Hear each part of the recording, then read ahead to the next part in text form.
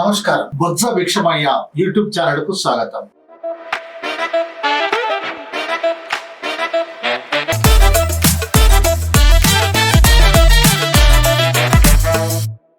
మిత్రులారా, బస్తీ sports academy Hyderabad ఉపాధ్యక్షులు నగేష్ గారు మనతో ఉన్నారు.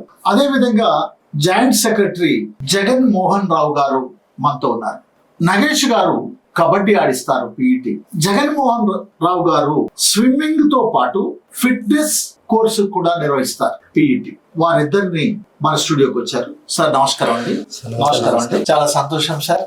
ఈ రోజు సండే, వాస్తవానికి మీరు చాలా బిజీగా ఉంటారు, అయినప్పటికీ కూడా మీ సమయాన్ని మా యూట్యూబ్ ఛానల్ కోసం ఇచ్చారు. జగన్మోహన్ రావు గారు, మీ కుటుంబ నేపథ్యం, మీరు ఈ రంగంలోకి ఎందుకు రావాలనుకున్నారు అని చెప్పగలుగుతారా? సార్ ముందుగా నమస్కారం. యూట్యూబ్ ఛానల్ సబ్స్క్రైబర్ అందరికీ. బొజ్జ భిక్షమయ్య సార్ గారు మమ్మల్ని చూసి మా చేసే పనిని గుర్తించి దీనివల్ల నలుగురికి తెలియాలి, మీరు నలుగురు 40 మంది కావాలి, 400 మంది కావాలి, ఈ మేము చేసే ప్రయత్నము 4 రాష్ట్రాలకి కూడా తెలియాలి కాబట్టి తప్పనిసరి అన్ని మండల కేంద్రం, గ్రామ స్థాయిలో కూడా వెళ్ళాలని అది తెలుసుకొని నేనున్నాను మీతోటి అంటూ మమ్మల్ని ప్రోత్సహిస్తూ ఈ యూట్యూబ్ ఛానల్కి పిలవడం జరిగింది. చాలా థ్యాంక్ యూ సార్. సార్ ముందుగా నా పేరు జగన్మోహన్ రావు. నేను ఒక స్విమ్మింగ్ కోచ్ని. స్విమ్మింగ్ కోచ్తో పాటు ఫిట్నెస్ ట్రైనింగ్ కూడా చేస్తాను. అయితే ఈ పర్టికులర్గా నా కాన్సెప్ట్ స్విమ్మింగ్ అనేసి ఎందుకున్నానంటే, ఈ ఉన్న సొసైటీలో ప్రతి ఒక్కరికి వ్యాయామం అవసరం. కానీ కొందరు వాకింగ్ చేస్తారు, కొందరు జాగింగ్ చేస్తారు, రన్నింగ్ చేస్తారు. దీంట్లో అంతకన్నా మించి మనకి ఎనర్జీ దొరకడం అంటే స్విమ్మింగ్ లోనే ఉంటుంది. ఎందుకంటే ఒక ఆర్థోపెడిస్ట్ ఫిజిషియన్ కూడా తన పేషెంట్స్ కి స్విమ్మింగ్ చేయాలనేసి సజెషన్ చేస్తారు. దాంతో పాటు మనకు ఫిట్నెస్ కూడా కావాలి కాబట్టి స్విమ్మింగ్ ఫీల్డ్ ని ఎంచుకున్నది దాని గురించి. ఇంకొకటి, ప్రతి ఒక్కరి ఓపెన్ గా చెప్పాలంటే, నేను ఒక గంగపుత్రుని. అంటే చిన్నప్పుడు ఉంటుండే, మా కులంలో ఈత వచ్చిన వాడికే పిల్లనిస్తాము, ఒల వేసిన వాడికే పిల్లనిస్తాము అనే సామెత ఉంటుండే అప్పుడు. ఆ ఉద్దేశంలోనే మా తాతతోటి నేను గవర్నమెంట్ స్కూల్లో చదువుతూ తనతో పాటు చేపలు పట్టడానికి వెళ్ళినప్పుడు, చిన్నప్పుడు మనం చూస్తుండొచ్చు, బెండు కట్టెలు నడుము కట్టేసి అలా నేర్చుకొని మేము కూడా అలాగే నేర్చుకున్నాం. ఎందుకంటే మా బెస్త వల్ల చేపలు ఊల వేసేటప్పుడు ఒక్కొక్క దగ్గర నుంచి సౌండ్ చేస్తూ రావాలి. అయితే నాకు ఇంకొక దిక్కు బెండ్లు కట్టి అక్కడ నేను నేర్చుకుంటుంటే వీళ్ళు ఇక్కడ చేపలు పడుతుండే. అలా నేర్చుకొని నేను చేస్తూ హైదరాబాద్కి వచ్చిన తర్వాత స్విమ్మింగ్ లో కూడా కాంపిటీషన్స్ ఉంటాయనేసి తెలుసుకొని చూస్తుండే. అంటే ఇట్లా అంటే నేను చేసింది వేరు, ఇక్కడ చేస్తున్నది వేరు. అది తెలుసుకొని నేను చూసి ఇలా కాదు అని దాంట్లో ప్రొఫెషనల్ స్ట్రోక్స్ ఉంటాయి 4: free style, back stroke, breast stroke, butterfly. దీంతో పాటు ఆర్థోపెడిక్ ట్రైనింగ్ సపరేట్ ఉంటుంది, ఫిజియోథెరపీ ట్రైనింగ్ సపరేట్ ఉంటుంది. ఇవన్నీ అబ్జర్వ్ చేసి నేను ఇది బాగుంది అంటే, ప్రతి ఒక్కరు స్పోర్ట్స్ ఫీల్డ్ లో ఉన్నప్పుడు స్పోర్ట్స్ లో స్విమ్మింగ్ అనేది పర్టికులర్ గా ఉపయోగాలు ఎక్కువనే అని తెలుసుకొని నేను దీంట్లోకి రావడం జరిగింది సార్. ఎక్కడ మీ కుటుంబం? నేను వచ్చింది మెదక్ జిల్లా సార్, మెదక్ డిస్ట్రిక్ట్ నుంచి. వెల్దుర్తి సార్. తూప్రాన్ నుండి ఒక 13 కిలోమీటర్లు ఉంటుంది. అక్కడ మా నాన్న, మా తాతయ్య వాళ్ళు అక్కడే పుట్టి పెరిగారు. నేను చిన్న ఉన్నప్పుడు తను హాస్టల్లో పనిచేస్తూ హైదరాబాద్కి రావడం జరిగింది. అంటే ఉన్న కిరాయి ఇంట్లో కూడా మేమున్న బాధలు చూస్తూ, మా తండ్రి తల్లుడు బాధలు పడ్డది, వాళ్ళు నన్ను ఇంత స్థాయికి తీసుకొచ్చారు కాబట్టి అది లోపం ఎవరికి రావద్దు అన్న ఉద్దేశంలో మేము ఈ బస్తీ స్పోర్ట్స్ అకాడమీ స్థాపించాం. నగేష్ గారు సార్, మీరు కబడ్డీ ఎంచుకున్నారు. Yes sir. నాకు కబడ్డీ అంటే చాలా ఇష్టం. నిజానికి నేను కబడ్డీ చాలా కాంపిటీషన్ లో పాల్గొన్నాను. ఇక మీ కుటుంబ నేపథ్యం చెప్తారా? మీరు కబడ్డీ నేర్చుకోలేదు ఎందుకు అనుకున్నారో చెప్తారా? సార్ నమస్కారం సార్. బొజ్జ భిక్షమయ్య గారు సార్కి, యూట్యూబ్ ఛానల్ కి మమ్మల్ని పిలిచి మా గురించి తెలుసుకోవాలని, ఇవంతా ఎందుకు చేస్తున్నారని సార్ అడగడం జరిగింది. సో ఈ అవకాశం ఇచ్చినందుకు మాకు ధన్యవాదాలు సార్. కబడ్డీ అనేది కబడ్డీ మా సారు వెనకాలండి మాకు చాలా గైడ్స్ ఇచ్చింది సార్. ఇంకోటి ఏంటంటే, సార్ వాళ్ళు మాకు నేర్పించింది అది వృధా కావద్దు అనేది మా ఒక లక్ష్యం. సో చాలా మంది గల్లీలల్లో, బస్తీలల్లో పిల్లలు ఏం చేస్తారంటే, స్కూల్ అయిపోయిన తర్వాత బ్యాగులు పడేసి చెరువుల దగ్గరికి వెళ్ళడం, క్రికెట్లు ఆడడం, ఒకరిని చూసి ఒకరు సిగరెట్ స్మోకింగ్ చేయడం, ఇలాంటి చాలా దగ్గర మేము విన్నాం సార్. విని మేము ఏం చేసినామంటే, కొంతమంది మేము అప్పటికి ప్రాక్టీస్ చేపిస్తున్నాము. కాకపోతే ఏంటంటే మా విలేజ్ వరకే చేపిస్తున్నాము.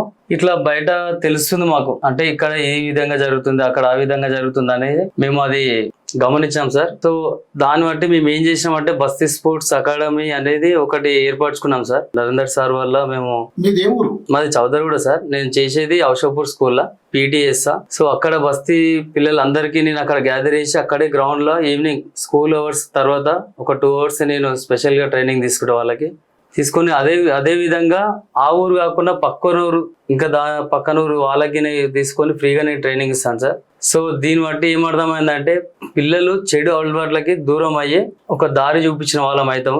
సో వాళ్ళందరినీ మేము తీసుకొని స్పెషల్గా ట్రైనింగ్ ఇవ్వడం తర్వాత పిల్లలకి ఏంటంటే స్కూల్కి పోవాలి, చదువుకోవాలి, రాసుకోవాలి, ఆడుకోవాలి.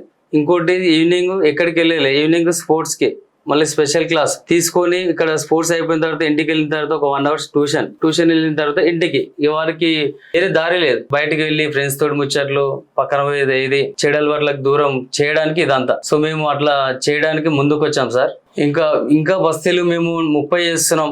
మాతోని 1, 2, 3, 4 అనుకుంటా ఇప్పుడు 34 బస్తీలు అయినాయి సార్. ఆ 34 ఇంకా ముందుకు తీసుకోవాలని మేము ఇంకా ప్రయత్నం చేస్తున్నాం సార్. సో మాలాంటి పీటీ సార్లు ఎక్కడున్నా ఇలాంటి బస్తీ పిల్లలందరికీ ఒక రూట్ చూపించి వాళ్ళని చెడు అలవాట్లకి దూరం చేసి ఒక దారి చూపించి వాళ్ళని ప్రయోజనకరాలు చేసి మనతో పాటు వాళ్ళు ముందుకు నడవాలని మేము కోరుకుంటున్నాం సార్. జగన్మోహన్ రావు గారు, సార్ స్విమ్మింగ్ లో గానీ ఫిట్నెస్ కోర్సులలో గానీ మీరు ఎదుర్కొంటున్నటువంటి సమస్యలు ఏమిటి? సార్ ఇప్పుడు స్విమ్మింగ్ లో కానీ ఫిట్నెస్ ట్రైనింగ్ లో అంటే ఎదుర్కొన్న సమస్యలు చెప్పాలనుకుంటే ప్రతి ఒక్క వ్యక్తికి కానీ ప్రతి ఒక్క స్టూడెంట్ కి కానీ లాక్డౌన్ తర్వాత ప్రతి ఒక్కరు కూడా సోషల్ మీడియాకి ఎడిక్ట్ అంటే మనకి కరోనా టైంలో ప్రతి ఒక్కటి అంటే పర్టికులర్ గా కార్పొరేట్ వ్యవస్థలో ఉన్న పిల్లలు అందరూ చదువుతూ మనకి ల్యాప్టాప్లు కానీ ఫోన్లు కానీ అటువంటి అలవాట్లు పోయి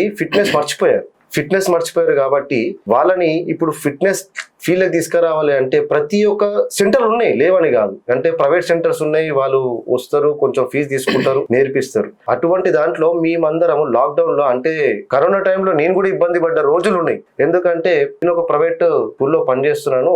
ఆ స్కూల్లో కూడా ఇంటిమేషన్ లేకుండా మేము మిమ్మల్ని జీతం ఇయ్యలేమని తీసేసిన రోజులు కూడా ఉన్నాయి. అయితే అప్పుడు నేను పడ్డ బాధ చూసి పిల్లలు అంటే నేనే ఈ స్థాయికి వచ్చాను, పిల్లలు ఏ పరిస్థితుల్లో ఉండొచ్చు అది ఉద్దేశంలో పెట్టుకొని కరోనా తర్వాత బయటికి రావడానికి పిల్లలకు సాయంత్రం మనకు పర్మిషన్ ఇచ్చారు 1 గంటన్నర. ఆ టైంలో పిల్లల్ని బయటికి తీసుకొచ్చి ఫిట్నెస్ చేయించడం, రన్నింగ్ చేయించడము, షాకా చేయించడము, జిమ్నాస్టిక్ చేయించడం, పిల్లలతో కొంచెం ఆటలు ఆడిపించి మళ్ళీ అదే గంట ఇంటికి పంపించేస్తుండే. అట్లా మేము కూడా ఇంట్రెస్ట్ చూపించాం పిల్లలు. దీంతో పాటు చాలా మంది పిల్లలు కూడా 1 గంట దొరుకుతుంది మాకు, పొద్దంతా మేము టీవీ చూస్తూ ఇంట్లో తల్లిదండ్రులతో ఆడుకున్నాము, 1 గంట బయటికి పోయి ఆడుకుంటే ఫిట్నెస్ వస్తుందన్న ఇంట్రెస్ట్ తీసుకొచ్చాం వాళ్ళకి. తీసుకొచ్చి అదే టైంలో మనకి ఫస్ట్ గా ఓపెన్ అయినాయి స్విమ్మింగ్ పూల్స్, ప్లే గ్రౌండ్స్. తర్వాత మనకి కరోనా టైంలో ఓపెన్ అయినాయి స్విమ్మింగ్ పూల్స్. అదే స్విమ్మింగ్ పూల్ లో ఎందుకంటే ఆ టైంలో బాడీకి కెమికల్ దాంట్లో కలుపుతారు, కాకపోతే మనం తాగే నీళ్లు ఏం కెమికల్ ఉంటుందో అదే కెమికల్ స్విమ్మింగ్ పూల్ లో వాడతారు, కాకపోతే డోస్ ఎక్కువ ఉంటుంది. దానివల్ల కరోనా జబ్బులు రాకుండా దూరమయ్యే ఛాన్సెస్ ఉంటాయి. కాబట్టి అదే స్విమ్మింగ్ పూల్ ని మేము వాడుకొని గంట సేపు వాళ్ళని ఆడిపిస్తూ ఈత నేర్పిస్తూ ఫిట్నెస్ చేపిస్తూ అలా పిల్లల్ని మోటివేట్ చేయడం జరిగింది. దీనివల్ల ఏమైతుందంటే రేపు పొద్దున వాళ్ళకి బాడీ ఫిట్నెస్ పెరుగుతుంది, మెంటల్లీ ఫిజికల్లీ ఉన్న పిల్లలు స్ట్రెస్ కాకుండా 1 గంట సేపు బాడీ రిలాక్సేషన్ ఉంటుంది. తర్వాత వాళ్ళు ఇంట్రెస్ట్ ఉన్న గేమ్ కి వాళ్ళు వెళ్ళే ఛాన్సెస్ ఉంటాయి. అంటే ఇప్పుడు ఫిట్నెస్ చేయించిన తర్వాత ప్రతి ఒక్క గేమ్ కి ఫిట్నెస్ అవసరం, బాడీ వార్మప్ అవసరం, బాడీ కూల్ డౌన్ అవసరం. దీన్ని చేసిన తర్వాత వాళ్ళు ఒక అబ్జర్వ్ చేస్తారు, మనం ఒక అబ్జర్వ్ చేస్తాం. ఒక స్టూడెంట్ ఫుట్బాల్ ఆడొచ్చు, వాలీబాల్ ఆడొచ్చు, కబడ్డీ ఆడొచ్చు, ఖోఖో ఆడొచ్చు, స్విమ్మింగ్ చేయొచ్చు. కానీ దేనికైనా ఫిట్నెస్ కావాలి. ఈ ఫిట్నెస్ లేనిది మనము ఏ స్పోర్ట్స్ లో ముందుకు వెళ్ళలేము.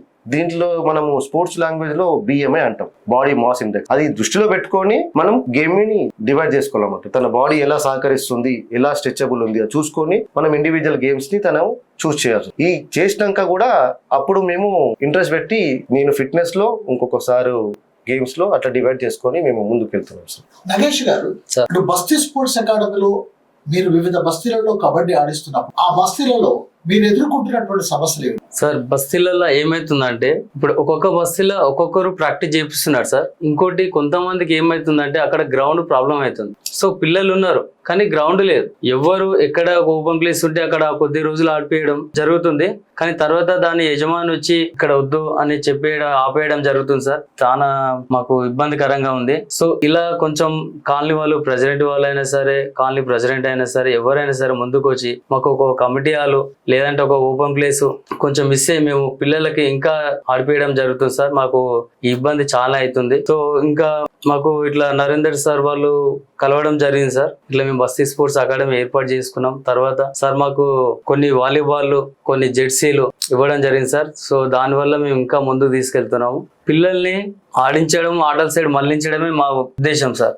జగన్మోహన్ రావు గారు, సార్ ఇప్పుడు ప్రభుత్వం ఇప్పుడు మీరు స్విమ్మింగ్ కోచ్ గా ఉన్నారు, మీరు ఫిట్నెస్ కోచ్ గా కూడా మీరు ఉన్నారు. అవును. ఇందుకోసం ప్రభుత్వం నుంచి కానీ ప్రజాప్రతినిధుల నుంచి కానీ ఎలాంటి సహకారం మీరు కోరుకుంటున్నారు? సార్ ఫస్ట్ ఆఫ్ ఆల్ నేను ఒక స్విమ్మింగ్ ఫీల్డ్ లో ఉన్నా కాబట్టి ఆ స్విమ్మింగ్ గురించి అంటే ఇప్పుడు స్విమ్మింగ్ పూల్స్ లేవని కాదు, ఉన్నాయి. ఇప్పుడున్న సొసైటీ ప్రకారము, జనరేషన్ ప్రకారము ప్రతి ఒక్క అపార్ట్మెంట్లలో, స్కూళ్ళల్లో కూడా స్విమ్మింగ్ కంపల్సరీ అయిపోయింది, మ్యాండేటరీ అయిపోయింది. కానీ అది ఖర్చుతో కూడిన పని కాబట్టి మనము దాన్ని యూటిలైజ్ చేసుకోలేకపోతున్నాము. కాకపోతే గవర్నమెంట్ నేను రిక్వెస్ట్ చేసేది ఏంటంటే గవర్నమెంట్ స్విమ్మింగ్ పూల్స్ కూడా ఉన్నాయి, లేవంటలేను. కానీ ఇంకా కొన్ని బస్తీలో ఉన్న కమిటీ హాల్స్ దగ్గర కానీ, పబ్లిక్ పార్కులో కానీ, గ్రౌండ్ దగ్గర కానీ అటువంటి దాంట్లో కొంచెం చిన్నగా అయినా పర్లేదు ఫిట్నెస్ చేసుకోనంత సరిపోదు జాగలో మనకు ఒక స్విమ్మింగ్ పూల్ ఉంటే ఉన్న బస్తీ పిల్లలకు కూడా చేయిస్తూ మోటివేట్ చేయించవచ్చు అన్న ఒక ఉద్దేశంతో నేను ఒకటి అడిగాను. ఇప్పుడు ఫిట్నెస్ సెంటర్లు కూడా అంటారు, ఫిట్నెస్ సెంటర్లు కూడా ఉన్నాయి, లేవని కాదు. కానీ ఈ ఫిట్నెస్ సెంటర్లో మనకి ఎక్విప్మెంట్స్ ఎలా వాడుతున్నాము, ఏం వాడుతున్నాము, ఇప్పుడున్న జనరేషన్ ప్రకారంగా, టెక్నాలజీ ప్రకారంగా దాని తగ్గట్టు ఎక్విప్మెంట్స్ ఉంటే పిల్లలు కూడా తొందరగా ఇంట్రెస్ట్ చూపిస్తారు. అది మనకి ఎక్విప్మెంట్ ఎలా ఉంటుందంటే ఒక ఏసీ తోటి కూడినవి ఉంటాయి, నాన్ ఏసీ తోటి ఉంటాయి, రబ్బర్ మ్యాట్స్ ఉంటాయి. అటువంటి కొంచెం ఉన్న దాంట్లోనే ఇంకొంచెం గవర్నమెంట్ ఇస్తే బాగుంటుంది అన్న ఒక చిన్న రిక్వెస్ట్ నా తరఫు నుండి. సార్ మీరు కబడ్డీ ఆడిస్తున్నారు లేదా బస్తీ స్పోర్ట్స్ అకాడమీ పెట్టారు, దానివల్ల పిల్లలకు కానీ తల్లిదండ్రులకు కానీ సమాజానికి కానీ ఏ ఉపయోగం? సార్ కబడ్డీ ఆడడం వల్ల మీరు కబడ్డీ అనుకుంటారు కానీ అది మనిషిని చురుగ్గా, స్ట్రాంగ్గా, ఫిట్నెస్గా, చాలా శారీరకంగా ఎదుర్కొంటారు సార్. ఇంకోటి వాళ్ళు కబడ్డీ ఆడడం వల్ల వాళ్ళు దేనికైనా ఏ సమస్య వచ్చినా కానీ ఎటువంటిది వచ్చినా కానీ వాళ్ళు ఎదుర్కొనే శక్తి వాళ్ళ లోపు ఉంటుంది సార్. ఇంకొకటి వాళ్ళు ఓకే అంటే ఆటలు ఆడటం వల్ల ఈవెన్ ప్రభుత్వ ఉద్యోగాలు కూడా వచ్చేటువంటి ఆస్కారం ఉంది. ఆ ప్రభుత్వం ఉద్యోగులకైనా కొద్దిగా 10%, 5% వాళ్ళకి అవకాశం ఉంది సార్. స్పోర్ట్స్ కోటా కింద ఉద్యోగం రావడానికి అవకాశం ఉంది సార్. సంతోషం. జగన్మోహన్ రావు గారు మీరు చెప్పండి సార్. ఇప్పుడు మేము చిన్నప్పుడు బాయిలల్లో ఈత కొట్టాం, చెరువులలో ఈత కొట్టాం, ఇప్పుడు మీరు స్విమ్మింగ్ పూల్ లో ఈత కొడితే దానికి దీనికి ఏం తేడా?